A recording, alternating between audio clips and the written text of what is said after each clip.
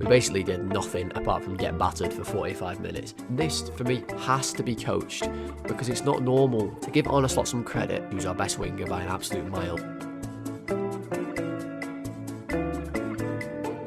Right, hello everybody, welcome back to the Golden Sky. I'm Tom, and today I'm going to be analysing Liverpool's 1-0 win over Nottingham Forest from the weekend. An absolute miracle of a victory for Liverpool, and one that if you've watched any of my tactics videos so far this season, everything I'm about to say have already said in so many videos this season. It was a prime example of everything we've talked about. Let's not waste any more time and get right into the analysis. Alright, so starting off then, and just before we do, guys, I just want to say apologies because I am deathly ill. I don't know if you can tell in my voice. I am dying a little bit, but I thought I would push through like the honourable soldier that I am to get this one up for you. So apologies if you can hear it in my voice. I am holding on for dear life over here after my trip away this weekend has killed me off. But Liverpool in this first half nearly killed me off because it was the worst half of football I've seen in years from Liverpool. We basically did nothing apart from get battered for 45 minutes. It was first half away at Palace this season, levels of bad. Brentford levels of bad. It was absolutely shocking. We were so lucky not to be 2 or 3 goals down. And if Forest were a more competent side, if we were playing anyone who can score goals better than Forest can, we would have been well out of this game by the first half. It is a miracle, to be honest, that we weren't. But let's start off with the picture on the screen. So this is directly from Liverpool's kickoff. Literally from kickoff. And it was a sign of what was to come in this first half, which was the most frustrating half ever. And like I said in the intro, guys, if you've watched my videos this year, I hope that when you watch this half, you thought, wow, when Tom looks at this, he's gonna be fuming because this is happening, and it was all around build up. You've got to see the examples I'm going to show you in this video. So we kick the ball off, we go back to Van Dijk, and usually this would mean Van Dijk obviously is going to pump this ball longer. All of our players are running. We're going to try and gain some yardage in the Forest half to start things off. Pretty standard kick-off. But Van Dijk has other ideas. He decides what I'm going to do is play a little reverse ball to Kerkez here. Whether Kerkez is expecting it or not, I have no idea. But the ball comes to him. And it's just a weird decision. Because now all of our players are around miles away. They're all here. You know, as you can see, waiting for Van Dijk's big diag. And it comes to Kerkez, who has to, first time, help this on with his right foot, which is about as useful as a tree stump when he's playing football. He never kicks it ever with his right foot. Jones isn't even looking. All of our players are, miles away from him. He kicks the ball up in the air. It actually ends up falling to Jones, who gets the ball, but he's immediately surrounded by Forest's midfield three, who completely dominated our midfield three in the first half. It was shocking, to be honest. They crowd him out. Jones was only starting in this one because Wirtz had the back issue in the warm-up, and he didn't look ready to start the game, especially not in midfield. So Forest get around him, nick the ball off him. Okay, a couple of minutes later into the game then, and Jones again on the ball, again too slow. This happened so often in the first half where when our players got the ball, they thought they had more time than what they did. They thought, or they just didn't have a passing option, is something I should say. They wanted too many touches. We just weren't together as a team. We were not cohesive whatsoever. It was just a disaster. And Jones gets caught on it again here. Forest really aggressive, win the ball off of him. And you see they can break. And our team is just in disarray. Like, the midfield two is here. And then you've got the back three. But Kerkez is up. Jones is out of position. Gakpo and Salah and Ekitike are obviously out of the game. Forest are already getting counter-attacks on us 2 minutes into the game from our own just lazy, poor play. Sangare is going to knock this one over to Hudson-Odoi. Slot was having dementor flashbacks when Hudson-Odoi got the ball and looked like he was about to score. And if it wasn't for Alisson, who saves this shot from Hudson-Odoi, hits him right in the chest, we would have been 1-0 down after 2 minutes. And I honestly think if we'd have gone 1-0 down at any point in this game, we'd have probably lost it 2 or 3-0. It's a miracle that we didn't. Obviously, I was buzzing about it, which we all saw in the match reaction, but it was really, really poor. And this, ladies and gents, is the crux of today's video. So I'm going to show you a few examples of us trying to play out from the back in this video, especially in the first half. And I could have shown you many, many, many more. I mean, I could have basically showed you 45 minutes of us trying to do this, because it was a joke how bad we were at playing out in this game, especially in the first half with Forest pushing high on us. We just could not do it. And if you want to put on a clinic, a masterclass of teaching teams exactly how not to play out from the back, you showed them this half of football. I mean, it was disastrous. It looked like a team of amateurs who'd never been coached before or had no idea how to play out from the back. We did many, many different variations, and all of them were equally as ineffective as one another. And I'm not trying to roast Liverpool here or anything like that. I'm just telling you simply like it is. It was shocking. How it was shocking how easy it was for Forest to just put a press on us and win the ball back, and for us to just give up possession and surrender it as easy as we did. So here's the first example of one that I've left in. It's Van Dijk on the ball, and you're going to see this Forest press quite a lot, where Hutchinson is leaning to stop this pass over to Kirk as he's coming round to press like this. Gibbs-White is tight to McAllister, and Igor Jesus does the same thing from the other side as Hutchinson. What doesn't make sense to me is Liverpool's position of the team, basically. The position of our players makes no sense to me whatsoever. Not so much the centre-backs and the goalkeeper. I can understand that. We're a little bit narrow, maybe. I wonder if Van Dijk and Konate could maybe get a little bit more wide and spread Forest apart even more. But the fullbacks make no sense. Why are they so deep? You know, there's no angle here. Let's say Konate gets this ball. Szoboszlai's, for me, got to be 10 yards further forwards. Then there's an angle for Konate to maybe get him the ball. But more importantly than that, I've said this in countless videos this season, the midfield two, McAllister and Gravenberch, they are just non-existent in helping the defence by showing for the ball. And this, for me, has to be coached, because it's not normal for a midfielder to behave this way. I was a midfielder when I played football, and if my defenders had the ball, my initial instinct was, I need to go and get the ball off them and help. Now, I did not play in the Premier League. So Premier League, World Cup winning international midfielders like McAllister and Gravenberch surely know that that's what they should do. But the reason they aren't doing it, for me, is completely baffling, and you'll see it over and over again. So Van Dijk ends up chipping this ball over to Szoboszlai. Now he overhits it, which was another problem. The quality of our passing in the first half was a disaster. Category 5 hurricane level disaster. Szoboszlai has to head it. The ball is this pixel here. I know it's a little hard to see. He has to head it up in the air and then basically just boot it away. So without really being under much pressure at all from Forest, Van Dijk's chipped the ball over to Szoboszlai. He's took a poor touch because of a poor ball, and he's had to boot it in the air, and we lose possession. Again, you see Forest get the midfield three around the ball. They surround Jones, they win it, and they can break out. Elliot Anderson takes the ball, runs forward with it completely unchallenged, and has a shot from the edge of the box, which luckily for us goes harmlessly wide. But like I said, again, on another day against another team, or even against Forest, we could have been 2-3-0 down by this point, especially by half time. Okay, another example here. And like I said, guys, I could have left in so many more examples, but the video will be 10 hours long. So here's another one. I thought this one was a good one because you can actually see Virgil van Dijk. He's got his hands out. He's just passed this ball to Konate. And look at his body language. He's looking at somebody. I don't know who it is. I think it's Cody Gakpo. And he's saying, what am I supposed to do? Like, help me. McAllister and Gravenberch, they're too far forward. I don't understand why. And they're in such a straight line. When you've got such a straight line like this, I think of De Zerbi's Brighton when he did this with McAllister and Caicedo. You want them to be closer to the defenders, so then the defender can bounce a ball into one of them, draw the pressure from the midfielder, let's say, they come really close, and then you use the other one to bounce the ball to, and you get out of that press. It's like a very sideways pass that comes from passing into the midfielders, but they never give the defenders an angle, ever, to pass them the ball. You'll see here, Konate gives the ball back to Van Dijk. Gibbs-White is tight on McAllister. Anderson is tight enough on Gravenberch, but neither of them can receive this ball. They're too closely marked. There's nobody who can come and get it. So this is when, for me, you need your third midfielder.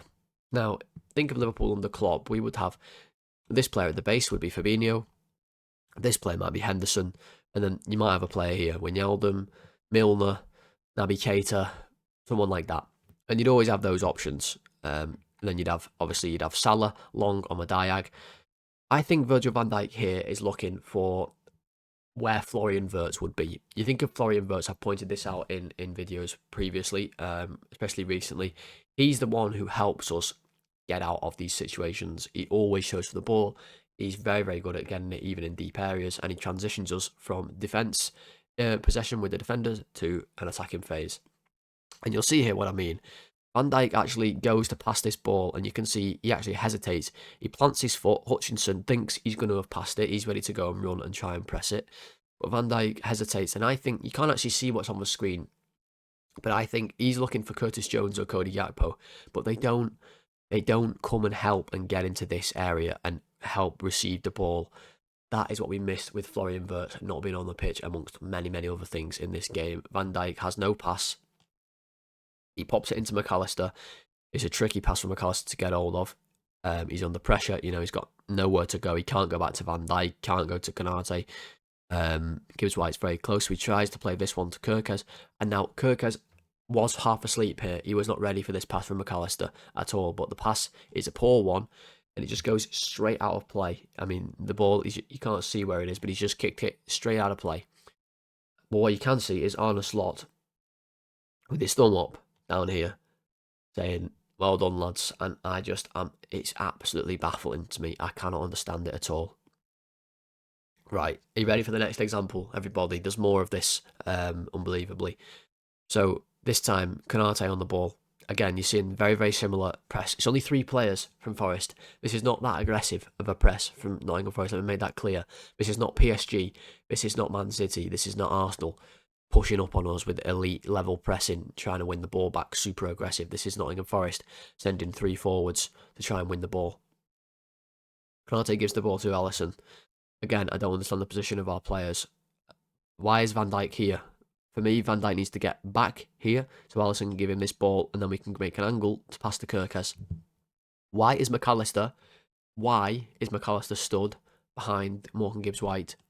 I just can't. There's no explanation I can give for that at all.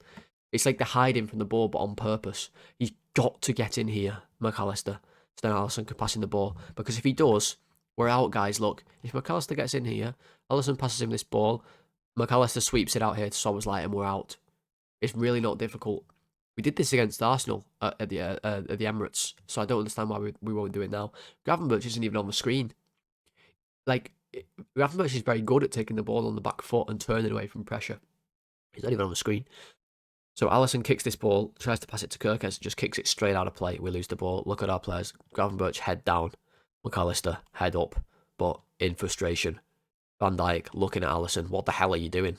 Nobody knew what was going on. It was an absolute joke. But it wasn't just on the ball that we had problems in the first half. It was off it as well. And compare this to what you've seen from us with the ball, with our goalkeeper. And this is Nottingham Forest, who, by the way, are 17th in the Premier League. I think they're 2 points above relegation. They are shocking. They are not very good at football. And look how easy they get out against Liverpool, the champions of England's attempt at pressing. Compare this to ours. Yes, we're away. I can understand all that, but this is not acceptable. The goalkeeper has the ball. First of all, the goalkeeper is allowed to come 5-10 yards out of his penalty area without any Liverpool player getting anywhere near him. Ekitike is, the closest one to him. He's not doing much of anything. We're in the 4-4-2, which we've set up defensively in a lot this season with Jones joining Ekitike up front. But we just don't get anywhere near Morgan Gibbs-White, who does what McAllister, what Jones, what Gravenberch should be doing. He comes deep, he shows for the ball, he gets onto it, and look at how much time he has on the ball. This is unacceptable. Where on earth is our players? And you'll see in a second where they are. So McAllister has got Sangare. He's occupied with him. Where is Gravenberch? You're about to see where he is. But Jones has got his arms out. He's saying, where is everyone? Gakpo, for me, doesn't do enough. He has to recognise where Gibbs-White's going to go, which is this way, by the way. And he has to get across and plug the gaps. Stop him from, just doing what he does, which is just driving straight past Gakpo and McAllister. Now, McAllister can't run, so that's one problem. And Gakpo doesn't get across close enough, fast enough, sorry. He doesn't have the defensive mindset, Gakpo, enough. But here's Ryan Gravenberch. I just cannot understand his position at all. Why on earth is Ryan Gravenberch so deep as part of the back five when Forest had the ball with their goalkeeper? It is who is he with? He should be with Morgan Gibbs-White. So then when Gibbs-White gets that ball, he's nice and aggressive like we've seen with Anderson and Gibbs-White on McAllister and Gravenberch for us. So Gibbs-White can't do exactly what he does here. Now, nothing comes of this. Gibbs-White eventually is going to just play this one out wide, and we managed to, I think we give away a free kick. But it's so easy for Forest, and I don't understand the position of our players. It's supposed to be a 4-4-2. It ends up being a 5 with McAllister on his own in the middle, and then 2 wide players and 2 strikers. It's not even a formation. It's just madness in the middle from us. Okay, and our best moment of the first half came from Forest making a massive mistake and giving us the ball, which I was starting to think in this game might be our only way of winning, getting anything from it, especially with the first half an hour, 40 minutes of this game. So they give us the ball. Szoboszlai is able to get onto it. He's now moved into midfield, which was a good change, and we'll talk about that more in the second half, the second part of this video. So Szoboszlai's got on this ball. He's able to turn, and he finds Mo Salah, who is just under my head, but you can just about see where the ball is here. He has an easy pass to Cody Gakpo at this back post, who can just nod it into the goal. Yes, it's on Salah's right foot, but think of him last season with all the assists. He could do the outside of his left foot. With this cross, he goes with the right. Even with the right foot, he was finding this cross no problem last season. Think of the one at Old Trafford that Luis Diaz scored. It was just a goal just like this. Instead, Salah now... Oh, excuse me. No, that's got there. That's Alex Oxlade-Chamberlain with the Premier League trophy. My bad. Salah now instead hits this, and he's going to massively overhit it out of play for Cody Gakpo to run and chase, but not head it in the net, crucially. And that was a waste, again, from us. All right, so even more then from us trying to build up in this first half. I promise I don't have a billion examples of this. I even tried to condense this down, if you believe me or not. So this time, a new method from us in this one. This is Van Dijk taking the goal kick now. So Forest set up exactly the same. Again, Liverpool set up the same by the looks of things. Van Dijk this time, though, is going to take this one. He's going to give it to Alisson. Now, this is smart because now it means, theoretically, Liverpool should have more options with the goalkeeper being in the middle, having the 2 centre-backs to pass the ball to, plus a midfielder, plus the full-backs as options. But Alisson gets this ball. There isn't a midfielder in sight. There isn't a midfielder this side of the horizon, of the equator, whatever you want to call it.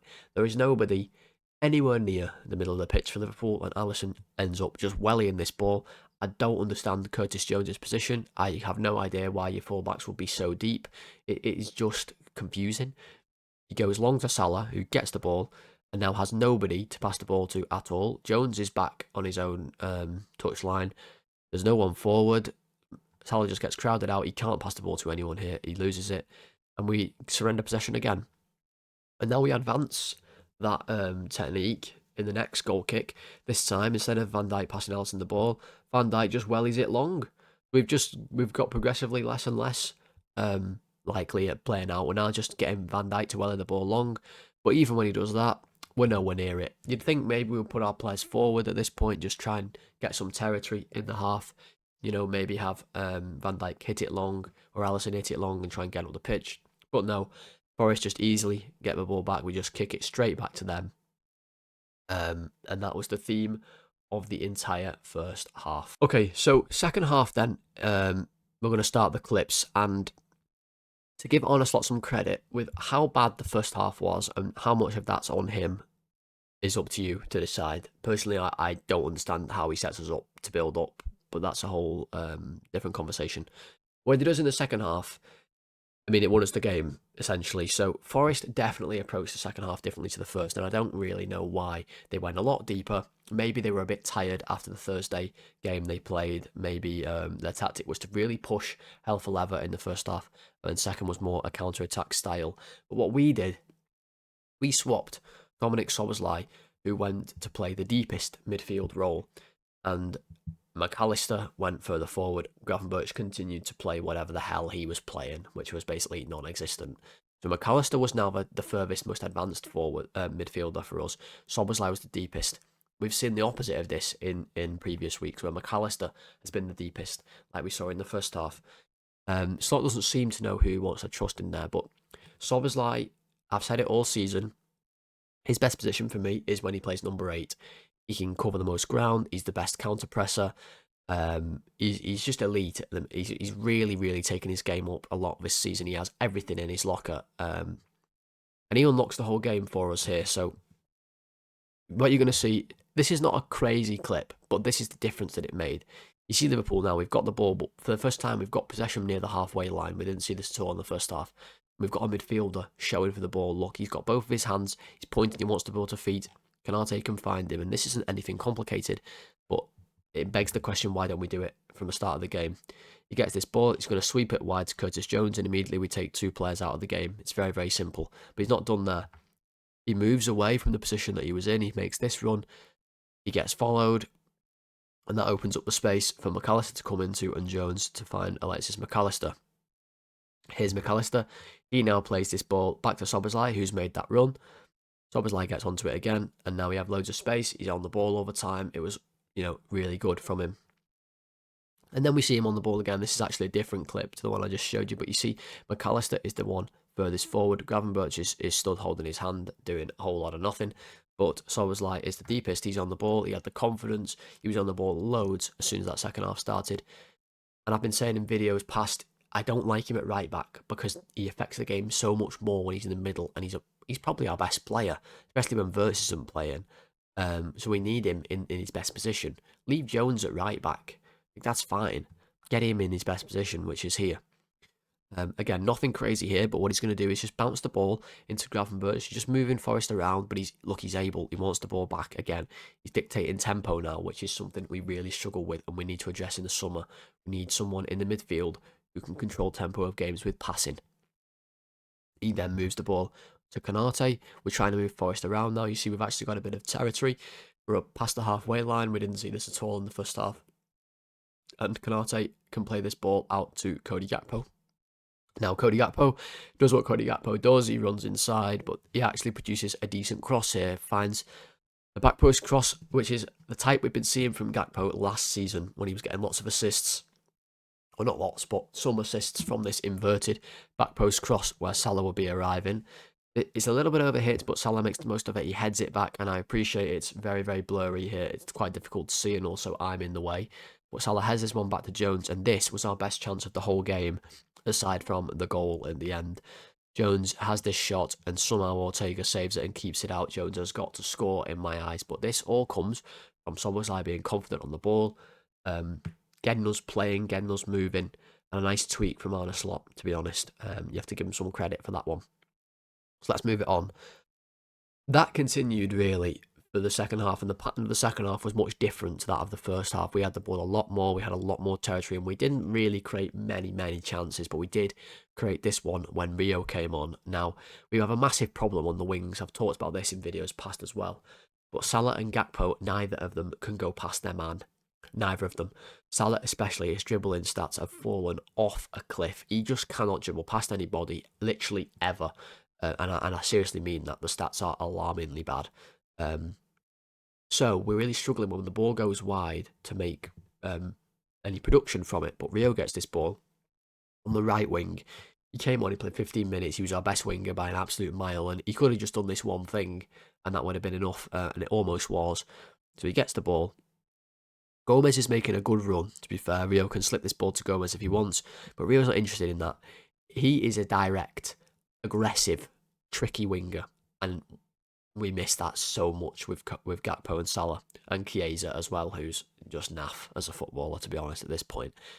Rio is going to square Nico Williams up.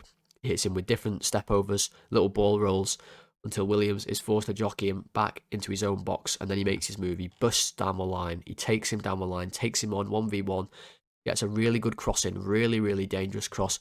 Katike, to be fair to him at the back post, he's alive. Aina and Milenkovic are sleeping. He gets around the blind side, and we all know he should score this. It's very bright on the picture with the sun at this end, but he should obviously knock this one in the net. He should bury it. Now, he doesn't. Ortega saves it. They tried to clear it, hits McAllister's elbow and goes in. It was correctly disallowed, but what a moment with Konate doing this cartwheel. You can just see him in the back. When he thought we'd won it, he's cartwheeling, and I had to just leave that one in. It would have been hilarious if we hadn't have then gone on to win this photo, but we did go on to win in the end, and we did so by this goal. So this is the long throw right at the end, and I was absolutely furious in the sports bar when we didn't throw this ball in long, because we had one just before it and we almost scored from it. Now, Carragher on Monday Night Football was doing a lot of analysis of Van Dijk's position, and he didn't want him in here where he's marked by both centre-backs and he couldn't head it. And I understand that. That's fine, but I was so mad when Gomez threw this ball. So I was like, you can actually see how, I guess, unlikely that idea was until the last second, because Gomez has thrown this ball. He's about 10 yards away from the touchline. He's just thrown it to him. But Szoboszlai has that confidence, arrogance, if you want to call it that, to think, I'm going to get on the ball and I'm going to be the one to take us to victory by my play. And he gets this ball. He's got Dominguez, who was a sub, to come out and press him. And he could just boot this one into the box and try and hope for something, but the angle isn't quite there. He has the confidence that he can make things happen. That he can get a better angle, that he can beat this man and get a good crossing. And again, we're seeing the fruits of our labour of putting Szoboszlai as the deepest midfielder where he can get this ball. McAllister is the one furthest forward in the box. Obviously going to score the goal in a second. Szoboszlai takes on his left. He could deliver this one, but he chops onto his right foot again, gets his half a yard on Dominguez. He digs this ball out like almost with his toe, sort of the inside of his big toe, sort of digs the ball out. It's a really interesting technique that he has when he does this type of thing. Flicks the ball into the box, and Van Dijk has got himself, he's floated from here over to here because he knows this is where the ball is now going to come into. And Szoboszlai finds him. And Carragher also said on Monday Night Football that he doesn't think Van Dijk was trying to score with this header. He's just trying to get it back into an area. Now, I completely disagree with that. I think he is trying to score. He's certainly not thinking, what I'll do is, I'll head this one down towards the far post, and then we might get a rebound. I don't think he's got that level of future thinking, but he does try and head it across goal. It's a good header from Van Dijk, to be fair. And Ortega and Murillo sort of combine to keep it out like this. But who's there jogging on the spot? Alexis McAllister, alive. Credit to him. He scored his goal. He was alive. He was absolutely shite in this game. It doesn't matter, because he scored the goal that won it for us in the end, like this. And that, at this point in the season, is all that matters. We just need points on the board. And we somehow snatched 3 of them off Nottingham Forest. Alright guys, that's going to do it for today's video. I hope that you did enjoy it. And if you did, please do click that like button. We are trying to get to 35 likes on every video. So if you did enjoy, click that like button. Subscribe to the channel as well. I think we're 1 subscriber away from 450. So if you are new and you did enjoy, click subscribe. We're trying to get to 500. So help me get there by clicking that button below. Podcast listeners, 5-star rating and reviews. Follow the show on your podcast platform of choosing, all that good stuff. You guys know what to do. I hope you enjoyed the video despite me being a bit ill, guys. Again, apologies for that. I'm trying my best to get this one out to you. So yes, I'll be back with a preview on Friday, I believe, unless this illness destroys me even more by then. I hope you enjoyed today's analysis, and thanks for watching. I'll see you in the next one. Goodbye.